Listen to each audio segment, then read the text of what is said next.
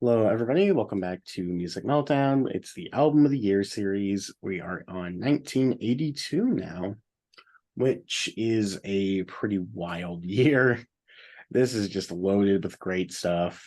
I have just marked down, I have 2 5s this year and a bunch more, 4.5 stars. Just so much stuff, and you can't really even bring it all up because of how much there is. Taavi, what are you thinking about 1982 so far? Yeah, yeah, great year. I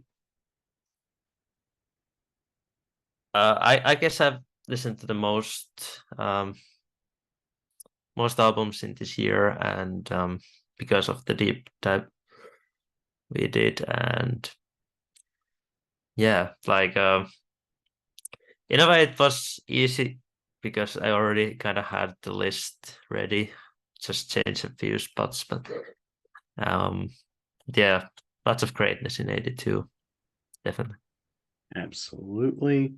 Although I feel like I know what your winner is going to be, and I may have said some rude comments earlier, but we'll get there. We'll get there.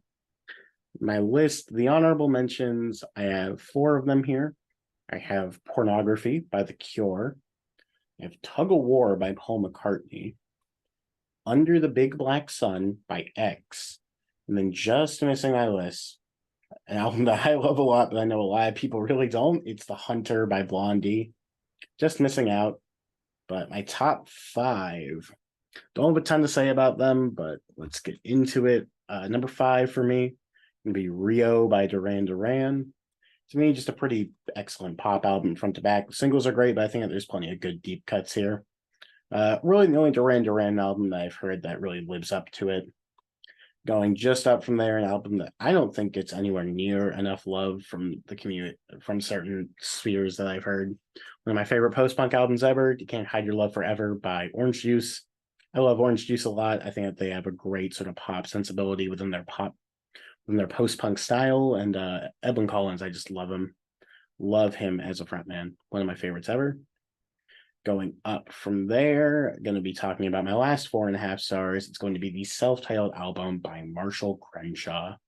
Just a really crazy, fun, joyful kind of pub rock, new wave record. Just sort of tons of fun. Love it a lot. I think that Marshall has some really great songs on here. Number two, though, pretty much any other year, this would be my number one, but unfortunately, not going to make it. I got The Dreaming by Kate Bush. For me, her magnum opus, I think that it is just a weird, experimental, sort of crazy hive mind of ideas that all sort of lay themselves out brilliantly through Kate's sort of artistic vision. I believe she produced this one herself. I could be wrong about that. And I think that shows because you just have any idea that came into her head just sort of popping onto the track. Love it a lot. I think this is also probably my favorite vocal record of hers, just mesmerizing stuff. But my winner, there's no squeeze this year. Elvis Costello with Imperial Bedroom does end up taking the crown. To me, it's just one of the greatest records ever made. I think it's a masterclass of songwriting. The production is utterly incredible. I think there's 15 songs on here. I think every single one of them is at least a 9 out of 10. Really just incredible, incredible stuff front to back. Tracks like Man Out of Time, Human Hands, uh, Almost Blue is great. There's just so much stuff on this album that it's hard to specifically pinpoint what my favorite parts of it are because I just think as a collective experience, it's arguably the best pop album ever made. So number one for me, Imperial Bedroom, amazing stuff. Nice, nice. I didn't even check how many we have common. I think one or two, I think. Um, so some of my shout outs from the year is The Cure, Pornography. Um, yeah, cool, darker Cure album, and Fleetwood Mac, Mirage, maybe. Maybe the most underrated Buckingham Nicks album, maybe. And then I have Michael Jackson with Thriller. Yeah, it's a great one. We all know it, we all love it or like it maybe. And my last one is heavy metal album Scorpions with Blackout, which I love Scorpions and bunch of awesome tracks. Um, just missing my list is an artist we haven't mentioned, I think. Just missing my list, obviously, is Billy Joel with the Nylon Curtain. And yeah, not my favorite Billy Joel album. The Stranger is, but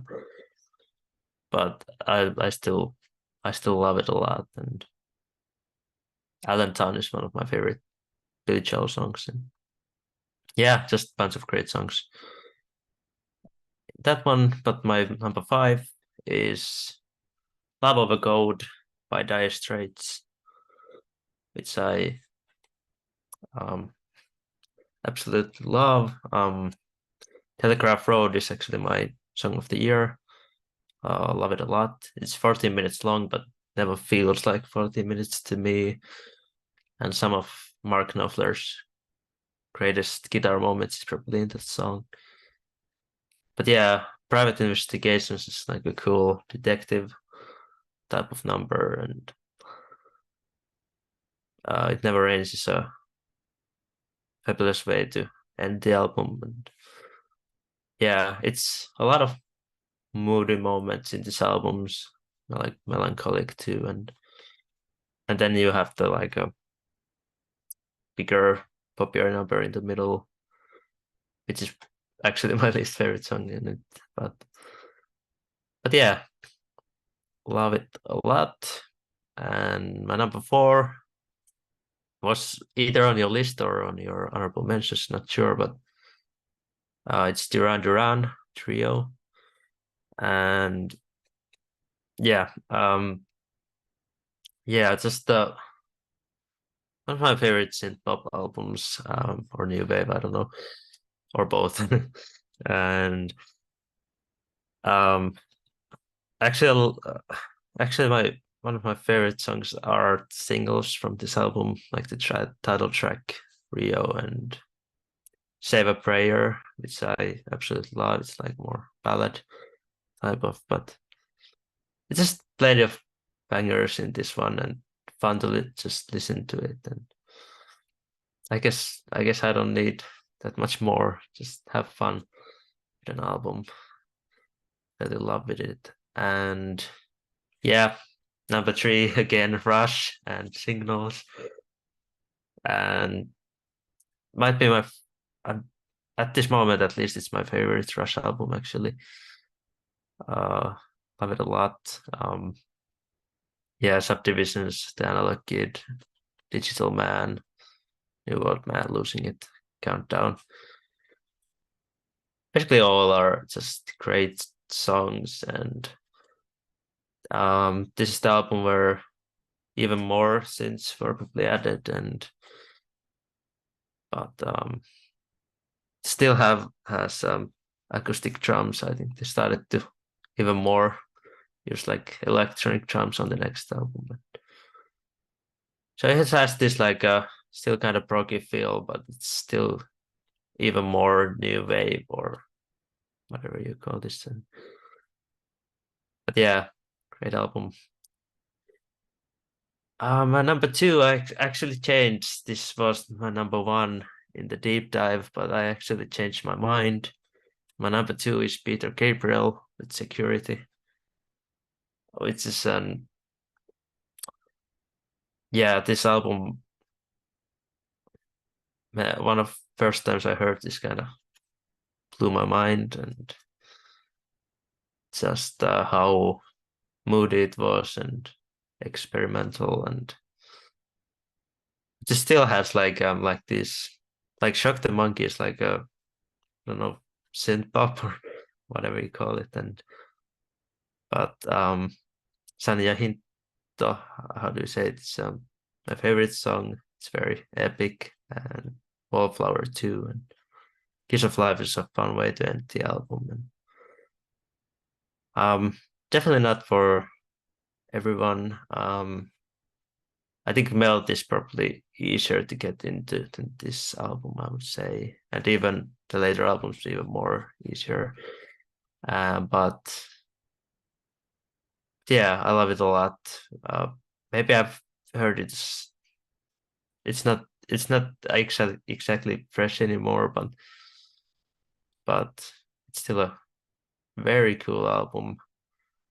Could have been an easy number one, but I changed my mind with that, and I think you're correct. It's Avalon by Roxy Music. Um, yeah, just love it a lot. It's the obviously the last Roxy Music album, and my favorite Roxy Music album. Sophistipop, and just one of these things where I pretty much love every song, but technically it has 10 songs, but 2 are shorter instrumentals, so maybe 8. So, but Take a Chance with Me is my favorite song if you're, and yeah, that when the chorus hits, it's like one of my favorite choruses ever. Actually, love it a lot.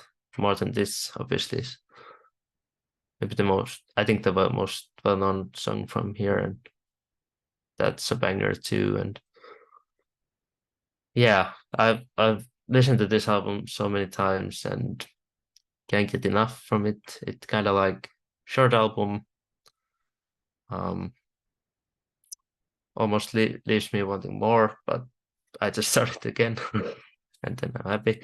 And yeah, I just think this album is one of my favorite sounding albums too.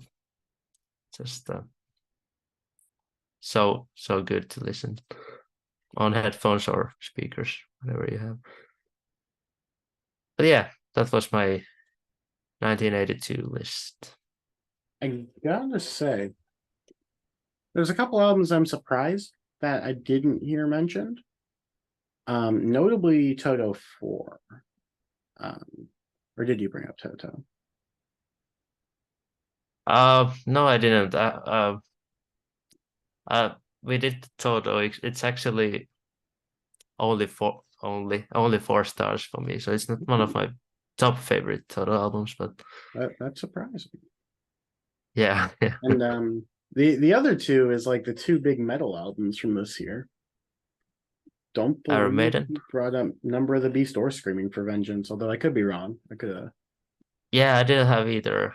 I only had the Blackout Scorpions. interesting. You heard it here you hear it here first, folks. Scorpions infinitely better than both Maiden and Judas Priest. This Takes for like me. that'll rock you like a hurricane. Nice. With that being said, I really hope that you enjoyed the discussion. Hope that everything seemed nice and orderly for you. List your favorites down below, and I hope you had a great time.